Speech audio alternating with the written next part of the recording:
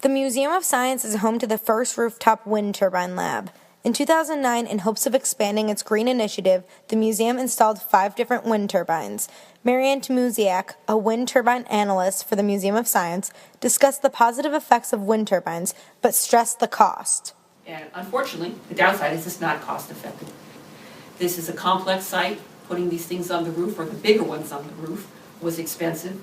And the wind profile, the speeds and the frequencies, is less than the manufacturers recommend. So again, experiment, and we knew we weren't going to be, saying sayonara to our power. Bird strikes are a concern when installing wind turbines.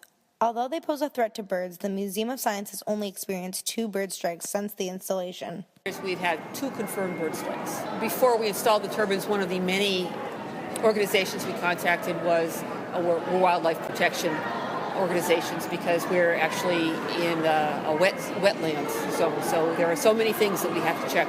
Tmusiak explained that wind turbines are now designed to avoid bird migratory paths. She said that this was a major issue when they were first installed on wind farms. Most of the fear of bird strikes comes from something that actually happened, but it's been blown out of proportion. Back when wind turbine farms were installed, they weren't really aware of the migratory paths of these certain kind of birds. So they installed a lot of wind turbines in where the birds were going to be flying.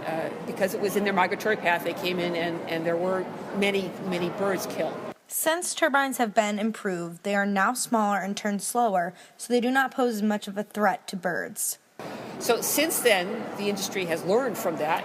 They've evolved away from having those attractive latticey towers, and they've gone to almost exclusively monopole. Tmusiak believes plate glass windows and other animals are more of a threat to birds than wind turbines. For JR 366, I'm Jessica Maltese.